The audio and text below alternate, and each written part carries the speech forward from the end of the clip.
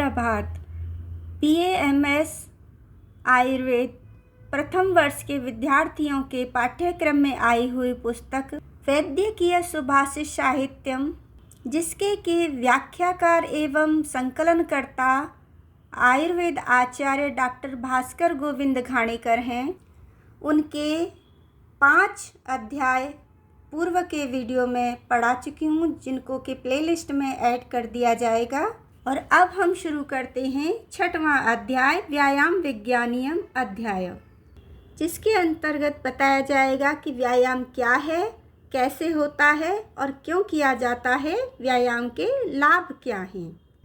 पहला श्लोक है तुल्य ब्रह्म गुणाकर्ष धनुराकर्षणादिभिः आयामो विविधो अंगानां व्यायाम इति कीर्तितः। तुल कहते हैं जो एक हथौड़ा सा होता है बहुत भारी, जिसे जो पहलवान लोग होते हैं अपने सिर के ऊपर से घुमाते हैं, इस तरह का उसे मुद्गर भी कहते हैं। तो तुल घुमाना, भ्रम यानी घुमाना। गुणा कहते हैं, गुण कहते हैं रस्सी को, इसलिए कहते हैं क्योंकि 2 से 4, 4 से 6 इस तरह के जो तंतु हैं उनको मिला के वो बनाई जाती है।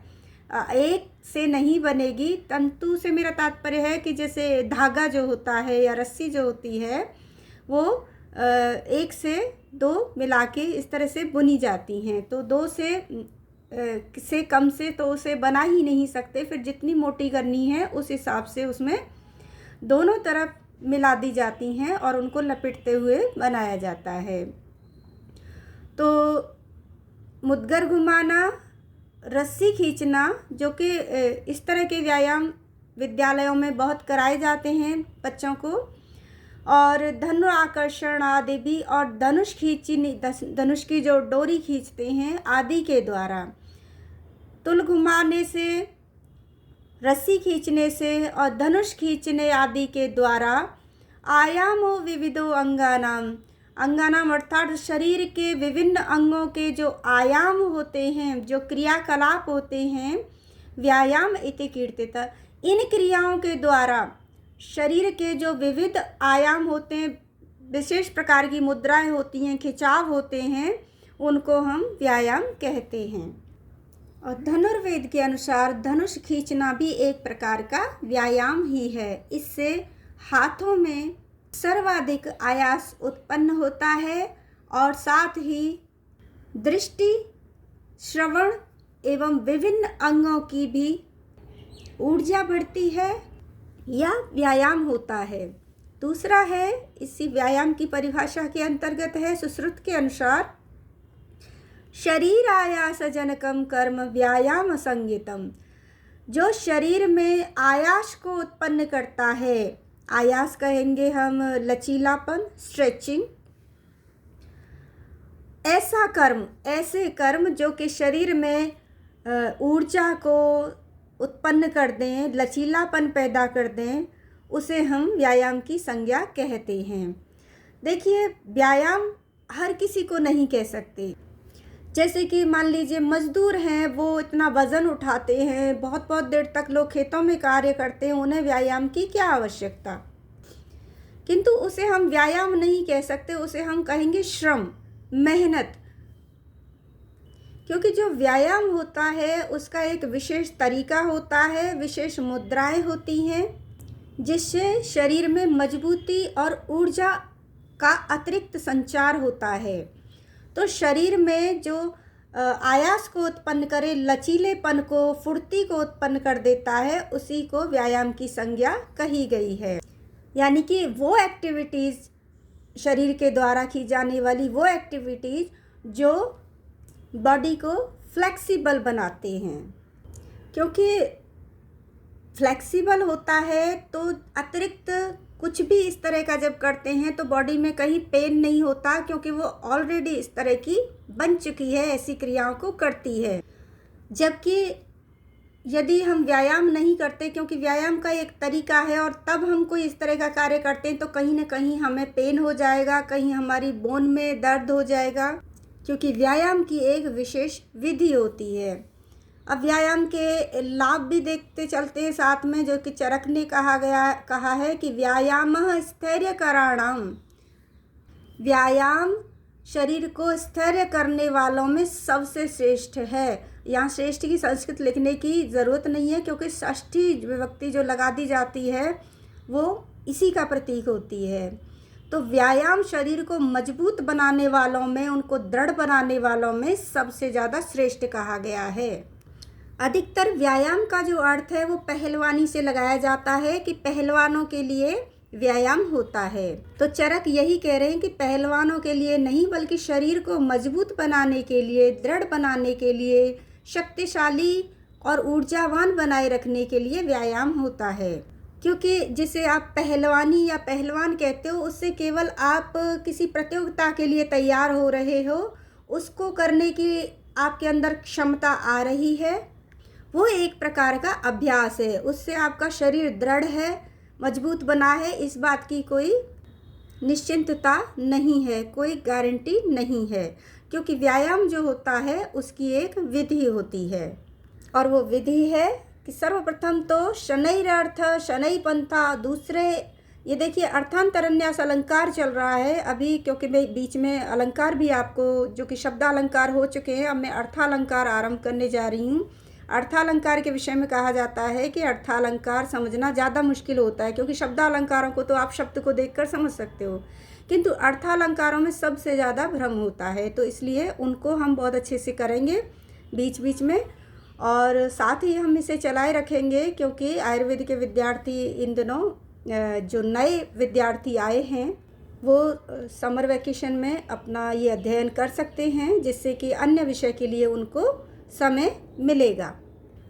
तो चाणक्य के अनुसार, चाणक्य नीति में कहा गया है कि शनैरर्थः शनै पंथा शनै पर्वतम आरुहेत, कि हमें व्यायाम कैसे करना चाहिए, जिस प्रकार से कि धीरे धीरे हमें अर्थ को खर्च करना चाहिए। पैसे को हमें एकदम से, यदि हमारे पास, क्योंकि कमाया धीरे धीरे जा रहा है या एक साथ किसी कारणवश भाग्य से आ भी गया, तब भी उसको खर्च हमें धीरे धीरे ही करना चाहिए, हिसाब से करना चाहिए।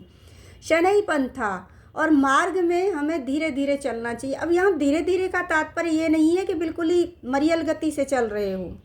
धीरे अर्थात अपनी ऐसी स्वाभाविक गति जिससे कि आपकी ऊर्जा तो बनी रहे, किंतु आपको थकान न हो, जिससे कि आपका जो मार्ग है, आपका जो सफ़र है, आपकी जो यात्रा है, वो मुश्किल न लगे, आपको बोझ न लगे, बल्कि उसका आनंद आए और आप अपने लक्ष्य तक पहुंच भी जाओ और आपको, आपके शरीर को कोई थकान भी अनुभव न हो।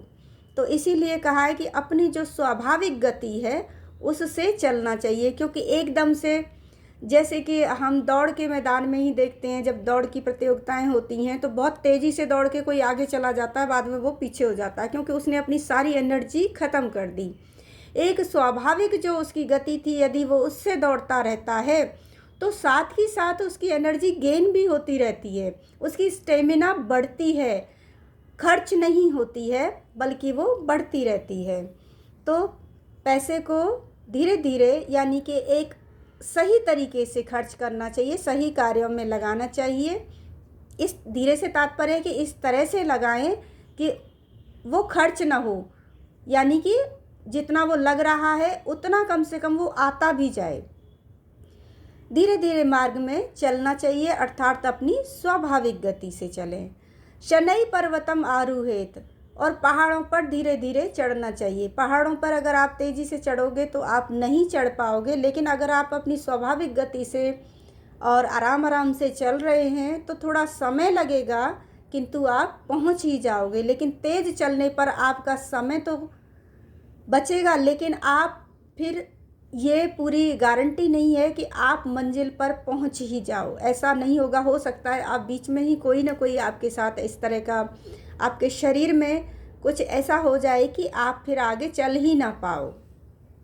शनै विद्या च धर्मश्च, और धीरे धीरे विद्या का और धर्म का अर्जन करना चाहिए या निर्वाह करना चाहिए। ये वही है कि अगर एक ही वीडियो में आप चाहो कि सारी व्याकरण पढ़ दो, सारी किताब पढ़ दो, एक साथ कर दो, तो वो आपको कोई लाभ ही नहीं देगा। धीरे धीरे स्टेप बाय स्टेप यानी कि प्रथम सोपान से हमें चलना चाहिए और सब कुछ समझते हुए हमें किसी विद्या को, किसी भी ज्ञान को अर्जित करना चाहिए। इसी तरह से हमें धर्म का जो उपभोग है, जो निर्वाह है, वो धीरे धीरे यानी कि अपनी क्षमता, अपनी सामर्थ्य और अपनी स्थिति के अनुसार से करना चाहिए। और इससे पहले हमें जान लेना चाहिए कि धर्म क्या है, तो हमें समझ में आ जाएगा कि ये हमें धीरे धीरे क्यों करना चाहिए। जैसे कि दान करना भी धर्म है, मदद करना भी धर्म है, लेकिन आपके स्वयं के पास है नहीं और इतना है नहीं, उससे ज़्यादा कर रहे हैं, तो पहला धर्म तो आपका अपने प्रति है, फिर अपने परिवार के प्रति है। तो ऐसे में दान का धर्म आप कैसे कर सकते हैं? तो धीरे धीरे का तात्पर्य यहाँ पर शनै शनै का अर्थ ये बिल्कुल नहीं है कि बिल्कुल ही मंद गति से या बिल्कुल नहीं, हमसे तो हो ही नहीं रहा। अपनी स्वाभाविक गति से करें, जिससे कि धीरे धीरे प्रतिदिन आपकी वो ऊर्जा बढ़ती जाए। अपनी स्वाभाविक गति से आप दान करोगे तो इतना ही करोगे जितना कि आप कर पा रहे हो, जिसमें कि आपको उसके ज़्यादा हो जाने की उम्मीद है। अगले दिन आपके पास और ज़्यादा होगा तो फिर आप और ज़्यादा दान करोगे, फिर और ज़्यादा संग्रह हो जाएगा। तो आपकी जो आमदनी है, जो आपका धनागम है, उस तरीके से आपको धार्मिक कार्यों में अपने जो धन है उसका योगदान देना होगा। व्यायामश्च शनैश्चन, उसी प्रकार व्यायाम भी हमें धीरे धीरे करना चाहिए। अब यहाँ धीरे धीरे से तात्पर्य है कि प्रतिदिन करना चाहिए, शुरू में कम करना चाहिए, फिर और ज़्यादा करना चाहिए। आप किसी व्यायाम को यदि आज 1 मिनट कर रहे हो, कल 1.5 मिनट करो, फिर 2 मिनट करो। आज आप आधा घंटा कर रहे हो या 10 मिनट कर रहे हो, कल आपको आधा घंटा करना है, फिर 40 मिनट करना है, फिर किसी दिन। इस तरह से कम 1 से 1.5 घंटे का आपका बन जाएगा। लेकिन पहले ही दिन में यदि आप पूरा 1.5-2 घंटे कर डालोगे, पहले ही दिन में चाहोगे कि आपका सिर घुटनों पे लग जाए, वो नहीं होगा, वो आपके लिए हानिकारक होगा। फिर आप उसे छोड़ दोगे कि नहीं भाई, हमारे तो दर्द हो जाता है, हमें तो परेशानी हो गई, हमें तो थकान होने लगी। तो ये यही कहा है कि धीरे धीरे व्यायामों की संख्या बढ़ाएं, धीरे धीरे शरीर को झुकाने की, मोड़ने की गति बढ़ाएं और धीरे धीरे अपने जो व्यायाम की अवधि है उसे बढ़ाएं। स्थाने समवतां शक्त्या व्यायामे वृद्धिरंगिनाम् अयथा बलो आरंभो निदानं क्षय संपदः। समवतां राजा, समवान राजा यानी कि समझदार जो लोग होते हैं या राजा, यहाँ पर इसके 2 अर्थ निकल रहे हैं। एक मनुष्य से जो कि व्यायाम करते हैं और दूसरे यहाँ राजा के लिए भी तो 2 अर्थ आ जाते हैं।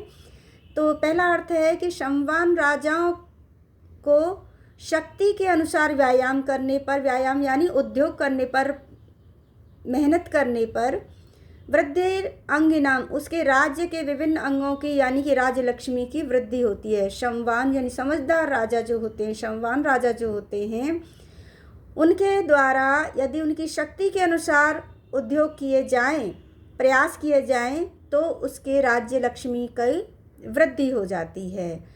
और दूसरा अर्थ है यहाँ कि समझदार लोग यदि अपनी शक्ति के अनुसार व्यायाम में संलग्न होते हैं तो वृद्धि अंगिनाम, यहाँ राज्य के अंगों से नहीं अपितु शरीर के अंगों से है, तो उसके शरीर के अंगों की वृद्धि होती है, मजबूती होती है।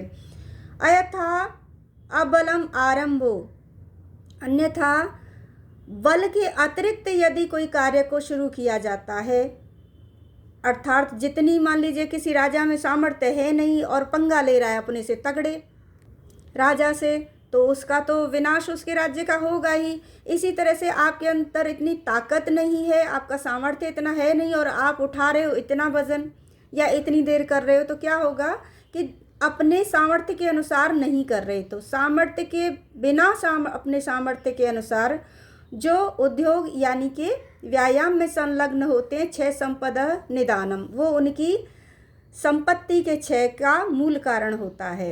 यदि आप अपनी शक्ति के अनुसार कोई उद्योग, कोई प्रयास कर रहे हैं, तब तो आपके राज्य लक्ष्मी बढ़ेगी, यानी कि या मनुष्य के प्रसंग में कहें तो आपके शरीर के अंगों की वृद्धि होगी।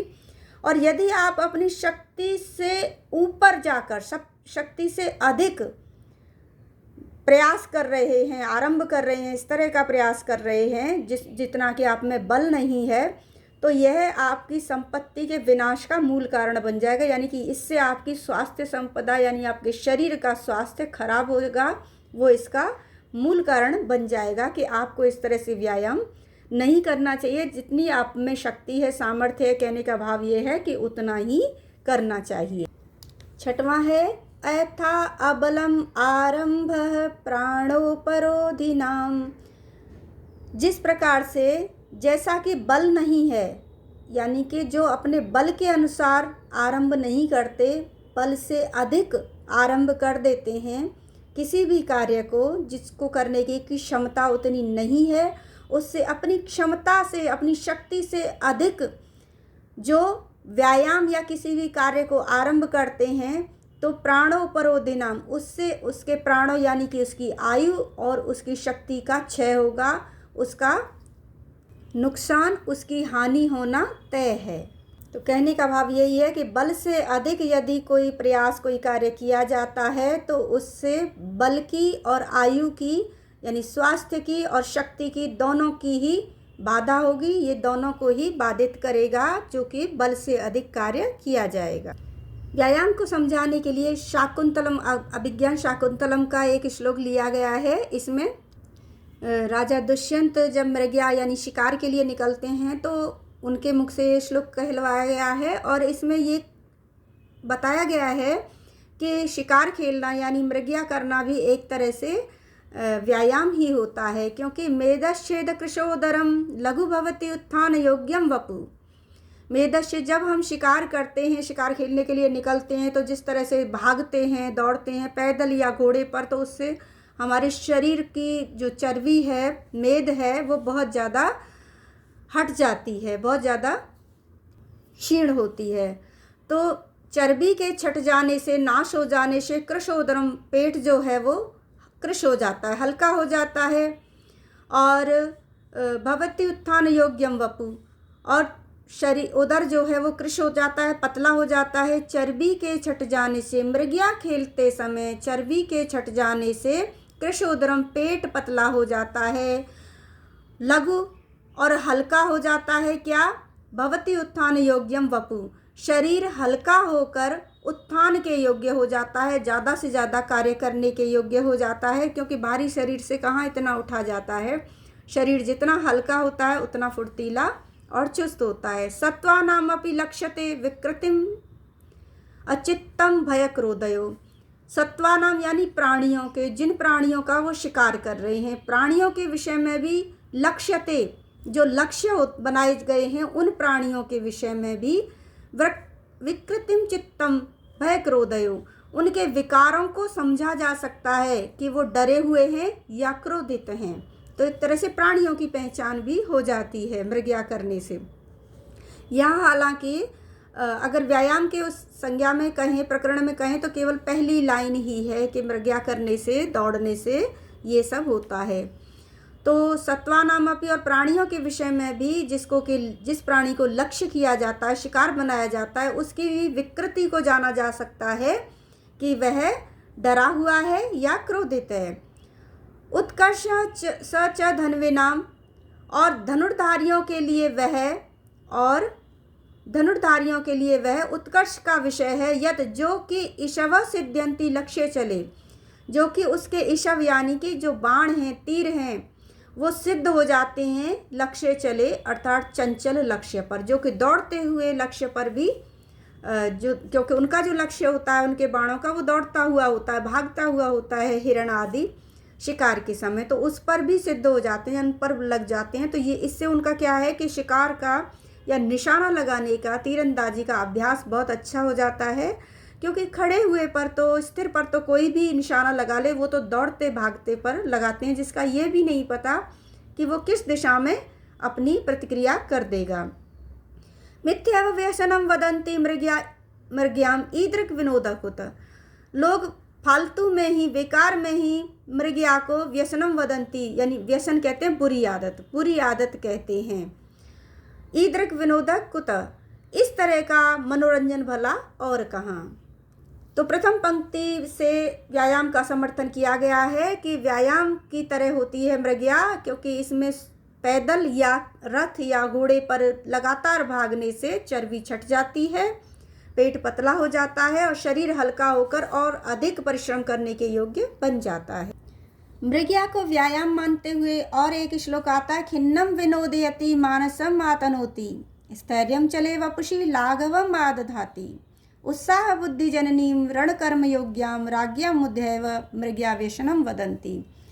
खिन्नम विनोदयति, कोई व्यक्ति उदास है और उसका मन नहीं लग रहा है, किसी भी कारण से परेशान है, तो उसका मनोरंजन हो जाता है। यदि उसे शिकार पे ले जाया जाए, शिकार कराने के लिए उसको संलग्न कर दिया जाए तो उदास व्यक्ति के मन का मनोरंजन हो जाता है। मानसम आतनोति, उसके सोचने के, उसके मन के क्षेत्र को बढ़ा देती है मृगया। यानी शिकार क्या करती है, शिकार करने का परिणाम क्या होता है कि उदास व्यक्ति का मन लग जाता है और उसके मन का क्षितिज बढ़ जाता है, अर्थात वो और अधिक विस्तार से सोचने लगता है, दूसरी जगहों को भी सोचने लगता है, कहीं एक बात पर, केवल दुखी होने वाली बात पर केंद्रित नहीं रह जाता।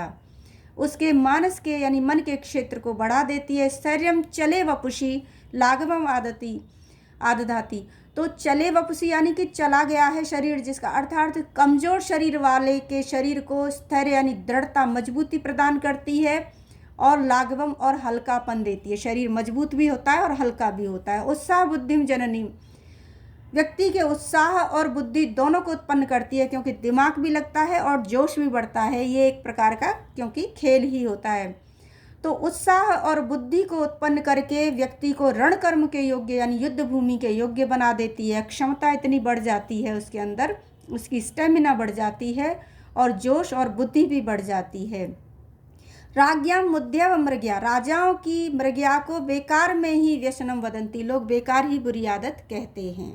मृगया को व्यायाम बताते हुए अन्यत्र और कहा गया है कि देव यथा मृगया ही उपकारिकी न तथा अन्यत। हे राजन, शिकार जैसी उपकारिणी, उपकार करने वाली शरीर पर न तथा अन्यत कोई दूसरी क्रिया नहीं है। शिकार बहुत अच्छा शरीर पर प्रभाव छोड़ती है। अत्र ही, क्योंकि यहाँ यानी इसमें शिकार में क्या होता है कि व्यायामोत्कर्षात्, व्यायाम के उत्कर्ष से, बहुत ज़्यादा जो व्यायाम कर लेते हैं उस व्यायाम के उत्कर्ष से ऐसा होता है कि जो उपकर्ता होता है, जो आपत्ति में पड़ा हुआ मनुष्य भी हो, उत्कर्षात् आपत्सु उपकर्ता, आपत्तियों में, विपत्तियों में पड़े हुए मनुष्य को, मान लीजिए कोई मुश्किल आ जाती है, कोई शत्रु पीछे पड़ा है या कोई भी हिंसक जीव पीछे पड़ा है, तो व्यायाम के उत्कर्ष के कारण ऐसा होता है कि आपत्ति में पड़े हुए मनुष्य की टांगों की जो गति है वो दीर्घ यानी लंबा ध्व यानी रास्ता, मार्ग लांघने में सक्षम हो जाती है।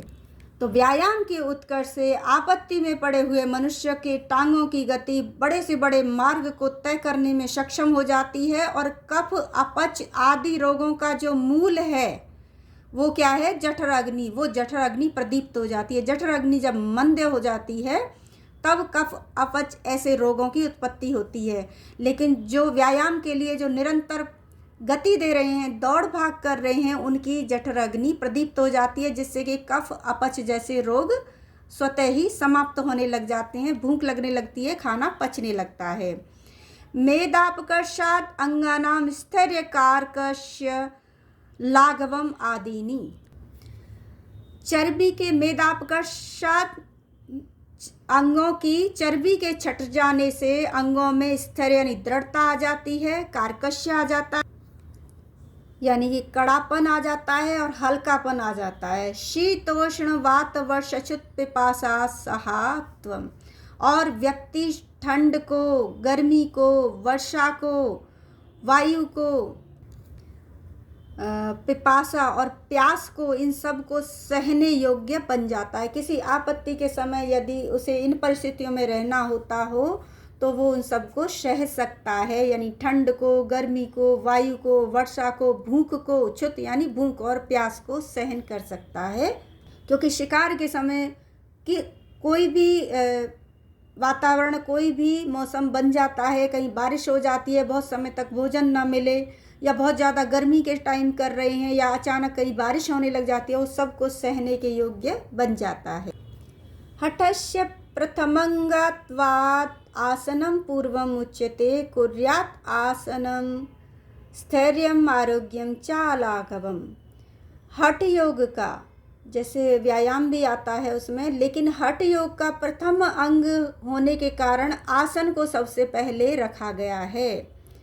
तो योग में क्योंकि सभी आ जाते हैं, व्यायाम योग नहीं है, किंतु व्यायाम, आसन, प्राणायाम इत्यादि जो हैं वो सब योग के अंतर्गत आ जाते हैं। और हठ योग का जो पहला अंग कहा गया है वो आसन को कहा गया है।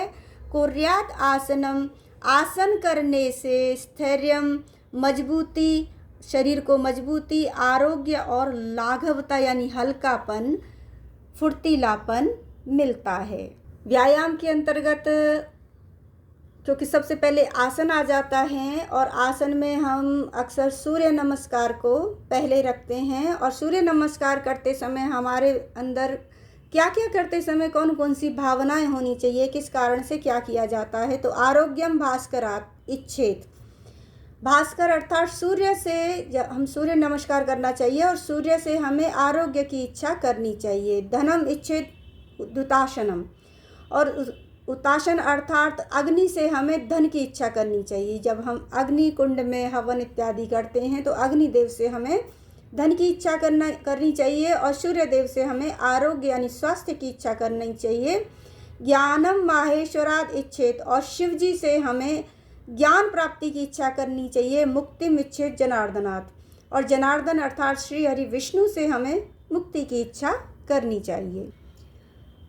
समस्त प्रकृति जो है वो देव है, क्योंकि ये हमें कुछ न कुछ देते हैं, और इनको लक्ष्य करके इनके लिए जब हम कोई आसन करते हैं, कोई विशेष शरीर की मुद्रा करते हैं, तो उसे हम कहते हैं दिव्यासन या दिव्य व्यायाम, क्योंकि इनका एक समय होता है और एक विशेष मुद्रा होती है।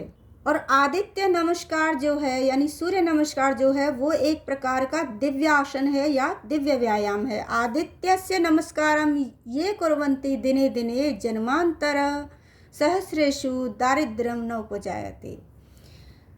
जो लोग प्रतिदिन दिने दिने प्रतिदिन ये जो लोग प्रतिदिन सूर्य को नमस्कार करते हैं उनके जन्म जन्मांतर यानी हजारों वर्षों तक दारिद्र्य पैदा, हजारों जन्मों तक यानी पीढ़ी दर पीढ़ी यदि वो करते रहते हैं तो दारिद्र्य उत्पन्न नहीं होता है। तो अब यहाँ पर ये क्या हो गया, एक प्रकार से ये क्योंकि ये सूर्य हमें देते हैं और ये दिव्य व्यायाम हो गया। यदि आप प्रतिदिन सूर्य नमस्कार करते हो और सूर्य नमस्कार कोई अगर इस तरह से नहीं कर पाता है कि फिजिकली जो बताया गया है योगा के अंतर्गत, तो कम से कम हमारे एक प्रावधान कहा गया था कि उसमें हम सूर्य को जल चढ़ाते हैं, ये भी उसी के अंतर्गत आ जाता है। और उसकी भी एक विशेष मुद्रा होती है, विशेष तरीका होता है कि किस कलश में और कितनी ऊंचाई से हमें वो गिराना है और उसके बाद हमें किस तरह से परिक्रमा करनी है और पृथ्वी को फिर जहाँ जल सूर्य के लिए गिराया गया है उसको किस तरह से हमें अपने मस्तक पर लगाना है, कितनी स्थिति में हमें अपने घुटनों अपने कंधों इत्यादि को मोड़ना है। तो ये सब चीज़ें भी उसमें होती हैं। और बाकी सूर्य नमस्कार तो अपने आप में है ही, लेकिन इसकी जो विशेष बात है वो ये है कि उगते हुए सूर्य को नमस्कार किया जाता है। ये नहीं है कि आप कभी भी कर लो, उगते सूर्य को, या फिर अगर आप दोनों समय कर रहे हो तो श्रेष्ठ तो उगते सूर्य के लिए होता है। यदि दोनों समय कर रहे हो तो वो संध्या काल में जब सूर्य जा रहे होते हैं अस्त्यांचल के लिए, उससे पूर्व उनको कर लेना चाहिए। तो सूर्य नमस्कार यदि करोगे तो इसका तात्पर्य है कि आप प्रातःकाल जल्दी उठोगे, क्योंकि उगते सूर्य को करना है, यानी कि आप ब्रह्म बेला में उठोगे। और सुबह का जो समय होता है आप नमस्कार करने के लिए उठोगे वो बहुत ही ऊर्जावान होता है, बहुत ही स्मृति कारक होता है। इस समय में, इस काल में, इस बेला में यदि उठकर आप अध्ययन करते हो, सूर्य नमस्कार कीजिए, उसके चक्कर में आप उठ गए, फिर आप जो अध्ययन कर रहे हैं वो इतना स्थायी होगा कि उस समय का 1 से 2 घंटे पढ़ा हुआ आपके रात्रि के 4, 8, 12 घंटे पढ़ने से ज़्यादा श्रेष्ठ होगा। वो अधिक आपके मस्तिष्क में स्थायी होगा, वो अधिक आसानी से आपको समझ में आएगा। और इसी तरह से यदि आप अध्ययन नहीं कर रहे हैं, विद्यार्थी नहीं है, कोई कार्य कर रहे हैं, तो वो भी प्रातःकाल जितना श्रेष्ठ रूप से कर पाएंगे, चाहे वो परिश्रम हो, खेतों में जुताई हो, जल देने का कार्य हो, जैसे कि पूर्व समय में लिखे गए हैं, तो उस समय तो अधिकतर कृषि ही हुआ करती थी, तो वो भी जैसे जुताई उताई इत्यादि करते थे, सुबह सुबह चले जाते थे खेतों को काटना करना, तो वो अधिक ऊर्जावान होता था उस समय, अधिक समय तक, लंबे समय तक, और अत्यधिक शक्ति हमारे पास उसका संचय होता था, क्योंकि सुबह सुबह जितना हम खर्च करें उतना हमारा संचय भी हो रहा था हमारी शक्ति का। तो जब हम इतना मेहनत करेंगे तो ये तो एक निस्संदेह यही होगा कि हम जीवन में सफल होते जाएंगे, हम तरक्की करेंगे, हमारा अधिक से अधिक अर्जन होता रहेगा, और जिससे कि जन्मों तक हमारी पीढ़ी दर पीढ़ी हमारे घर में दरिद्र नहीं आएगा। और सबसे सुंदर श्लोक है कि परिश्रमो मिताहारो भूगता अश्विनी श्रुतौ तौ अनादृत्य नैव अहम वैद्यम अन्यम समाश्रये। मेहनत करना, शरीर से मेहनत करना, मिताहार और कम खाना, कम से तात्पर्य यहाँ अल्पाहारी अर्थात जितनी आपको आवश्यकता है उतना ही खाया जाए। कहने का भाव ये है कि जीने के लिए और शक्ति अर्जन के लिए खाया जाए, ना कि खाने के लिए जिया जाए। ये दोनों ही, मिताहार अर्थात संतुलित भोजन और परिश्रम, मेहनत करना, ये दोनों ही इस धरती के अश्विनी कुमार हैं, जिनको कि देवों के वैद्य कहा गया है। प्रथम वैद्य जो थे वो देवों के थे, दोनों अश्विनी कुमार थे। और इस परिश्रम और मिताहार रूपी अश्विनी कुमारों का अनादर करके नैव अहम वैद्यम अन्यम समाश्रये, मैं किसी अन्य वैद्य का आश्रय नहीं लूँगा, अर्थात मैं मेहनत करता रहूँगा और संतुलित भोजन करूँगा, तो मुझे किसी और वैद्य के पास जाना ही नहीं पड़ेगा। ये दोनों अपने आप में अश्विनी कुमार हैं जो कि मुझे बीमार ही नहीं होने देंगे। चरण वै मधुविंदति चरण स्वादुम उदम्बरम सूर्यस्य पश्य श्रीमाणम यो न तंद्रयते चरण। चरण अर्थात परिश्रम करने से मनुष्य क्या नहीं कर सकता, परिश्रम करने से मनुष्य मधुविंदम यानी कि अमृत को की बूंदों को भी पा सकता है, और चरण स्वादुम उदम्बरम कहते हैं गूलर का फल मीठा नहीं होता, लेकिन अगर परिश्रम करे तो मीठे गूलर के, स्वादिष्ट गूलर के फल को भी प्राप्त कर सकता है। सूर्यस्य पश्चिम श्रेमाणम, सूर्य के श्रेमाणम अर्थात उनके परिश्रम को देखो। यो न तंद्रयते चरण, जो निरंतर चलते रहने से भी कभी थकता नहीं है, क्योंकि वो अपनी गति से चलता है और उसकी शक्ति का संचय भी साथ की साथ होता चलता है। शक्ति को यदि हम लगाते नहीं हैं तो वो व्यर्थ हो जाती है और वो फिर किसी काम की नहीं रहती है। और यदि हम एक साथ शक्ति को पूरी तरह से खर्च कर देते हैं तब भी हमारी शक्ति का संग्रह नहीं हुआ है, तब भी वो हमारे लिए हानिकारक है। तो निरंतर करते रहना चाहिए। तो यहाँ व्यायाम के लिए, निरंतरता के लिए ये कहा गया है कि निरंतर करना चाहिए। अंतिम है कलिशयानो भवति संजिहानस्तु द्वापर उत्तिष्ठं त्रेता भवति कृतं संपद्यते चरण। ये बड़ा ही मज़ेदार और बहुत ही मानने वाली चीज़ है, और ये हम देख रहे हैं, ऐसा हो रहा है कि कलिशयानो भवति, कलयुग जो होगा वो सोने वाला होगा। प्रातः के समय, जिस समय मान लीजिए कृतयुग में क्या होता था, जब हरिश्चंद्र इत्यादि होते थे, तो जब सूर्योदय से पहले लोग जग जाया करते थे और जग कर बैठते या खड़े होते नहीं थे, सोचते विचारते भी नहीं थे, बल्कि अपने कार्यों में परिश्रम में लग जाया करते थे। उत्तिष्ठं त्रेता भवति, और सूर्योदय से पूर्व जो उठ जाया करते थे, उठकर खड़े हो जाते थे और विचार करते थे कि अब हमें क्या करना है, योजना बना लेते थे, वो त्रेता युग के लोग थे। संजिहानस्तु द्वापर, और द्वापर में जो लोग थे वो भी सूर्योदय से पूर्व उठ जाते थे, लेकिन वो विचार करते, मतलब पहले अपने नित्य कर्म इत्यादि को ज़्यादा सोचते थे, फिर विचार करते थे। तो वो एक तरह से त्रेता युग वालों से थोड़ा पीछे थे उद्यमी होने में। और उद्यमी थे, किंतु प्रातःकाल के समय जो आरंभ होना चाहिए उस समय नहीं थे, आराम से करते थे। कलिशयानो भवति, और कलयुग जो है उसमें पहले ही कहा गया है, ऐतरेय ब्राह्मण में पहले ही कह दिया गया कि कलयुग कैसा होगा। तो ये जो कृत युग में ही लिख दिए गए थे, ये ब्राह्मण उपनिषद इत्यादि, ये उससे पहले ही है, बल्कि युग आरंभ में ही है, ये हमें प्राप्त हो चुके हैं। और इनके विषय में लिख दिया गया कि कृतयुग ऐसा है कि जो परिश्रमी है, लेकिन त्रेता युग जो आएगा वो ऐसा होगा कि लोग सुबह की शाम समय उठेंगे और फिर उठकर विचार करेंगे कि करना क्या है। ये नहीं है कि विचार करके ही सोएं कि सुबह हमें करना क्या है। जो बहुत से लोग आज भी हैं कृतयुगी, जो योजना बनाकर सोते हैं कि कल हमें क्या करना है, किंतु सुबह से वह करना है, ऐसी योजना आज भी लोग नहीं बनाते हैं कि हमें सुबह से ही काल करे सो आज करे वाली, या आज करे सो अब वाली स्थिति में नहीं होते। और द्वापर में लोग उठ तो जाएंगे प्रातःकाल, लेकिन काम अपनी सुविधा से करेंगे, मतलब योजना उनकी सुविधा के हिसाब से होगी, ना कि योजना की सफलता के अनुसार होगी। और कलयुग जो होगा वो शयान भवति, कलयुग जो होगा वो सुबह के समय सोने वाला ही होगा। कलयुग में बच्चे सुबह उठ के पढ़ेंगे नहीं, लोग सुबह उठ के काम नहीं करेंगे। कलयुग में जब सूरज पूरी तरह से सूर्यदेव निकल आएंगे, तब लोग सोचेंगे कि जग जाएं क्या। इसलिए शरीर की संपदा की, धन संपदा की इत्यादि की क्षीणता निरंतर होती जाएगी, शारीरिक स्वास्थ्य निरंतर क्षीण होते जाएंगे। ये इस अध्याय के अंतर्गत व्यायाम विज्ञान में बताया गया है। अगले अध्याय के लिए जुड़े रहिए। धन्यवाद।